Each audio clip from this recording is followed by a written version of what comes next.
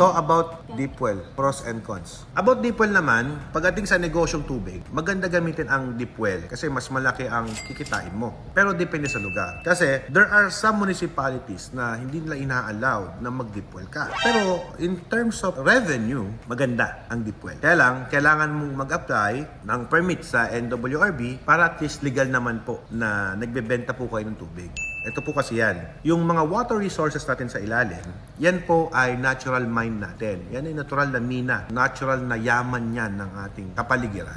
Na kung saan, every time na ginagamit mo siya sa negosyo, ay kailangan mong kumuha ng permit. Kumbaga, kung may logging permit, mayroong mining permit, may water permit din. Kasi natural resources natin yan eh. Ang ibig ko sabihin, when you're selling water, dapat nakarehistro yan sa NWRB. Hanggat maaari, kung kaya, para hindi tayo illegal. Ngayon, the best, dalawa ang supply ninyo. Kasi may mga lugar na wala ring nawasa. Wala rin silang water source na makukuha. Kung meron kang dalawa, kung sakaling yung tubig mo, wala kang makuwang tubig sa deep well, meron ka pang makukuha sa nawasa. At kung walang tubig sa nawasa, may backup kang deep well. It's better na dalawa sila. Kung ako po ang magsasuggest. Pero ito yan.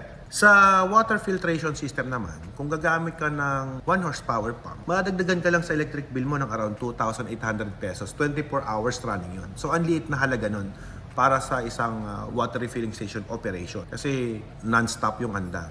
Pero kapag deep well ka, you make sure na marunong yung nagkabit. Kasi pag hindi marunong yung nagkabit, pwede ka pa rin malugi dyan. Kasi pwedeng andar ng andar yung motor, tapos ang hina-hina naman ng tubig na pumapasok or yung nakukuha mo. Lalo ngayong summer, El Nino pa. So, marami kaming nare-receive din na chat na bakit hindi consistent yung andar ng machines. It is because, ang nangyayari doon, nauubusan sila ng water source. So, kapag nauubusan ka ng water source, yung mga machines ng water station, nag-auto shutdown yan. Kaya fluctuated siya. Ngayon, sa paggawa naman ng deep well, I recommend din na i-test nyo yung tubig na nakukuha nyo. Kasi the more na dumudumi yung nakukuha ninyo, syempre, tumataas din ang maintenance ng makina. Ito pasintabi po sa mga nakanawasa. May mga lugar na mas malinis pa yung deep well na nakuha nila kaysa doon sa nawasa. May ganun.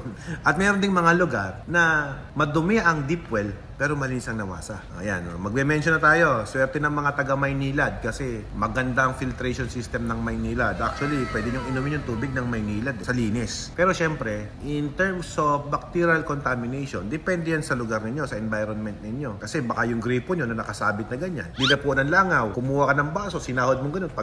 Pag inom mo, syempre, may bacteria yun. Diba? So, depende na lang din sa lugar. Ngayon, in terms of quality drinking water, sa totoo lang, yung Maynilad, pwede mo inom ang tubig kasi malinis na. Pero hindi ka lang ganun ka-sure dahil pwedeng makontaminate yung lugar. At saka, syempre, medyo lasang chlorinated. Regarding naman doon sa mga naka-deep well, since sinasabi ko sa inyo kanina na mas malaki ang kinikita ng mga naka-deep well kasi electric bill lang ang nadadagdag sa kanila pero wala silang binabayarang nawasa. Sa experience ko po sa water refilling station business ko, nakakabenta po ako around 300 to 400 gallons per day. Umabot po ng 500 kung minsan. O sabihin mo ng 400 container araw-araw ang nabebenta ko sa sarili kong negosyo. Ngayon, ang tanong, magkano ang nawasa ko? Pagka ganun ang benta ko. Nagbibil po ako sa nawasa ng around 18,000 to 20,000 pesos. Ang laki. Tapos ngayon, ang kuryente ko bumababa. Ang electric bill ko naman, bababa lang ng around 2,000, 3,000 pesos. Ang liit na halaga. Kumbaga, kung ililess mo yung electric consumption mo doon sa water bill mo, kung 18,000 ang bill ko, kung 3,000 yung nabawas ko sa electric consumption, parang nakasave ka pa rin ng 15,000 in a month. Saving 15,000 in a month, pwede ka nang mag-monthly ng isang medyo maayos-ayos na kotse niyan. Kumbaga, in a matter of 3 years, 5 years to pay, halimbawa yung kotse mo, may naipundar ka. So yung mga ganun. Kasi kailangan i-consider nyo din yan. Hindi ko mo nagtayo kayo ng negosyo, i-expect nyo nakikita kayo ng malaki, pero kailangan i-consider mo pa rin yung operational cost mo.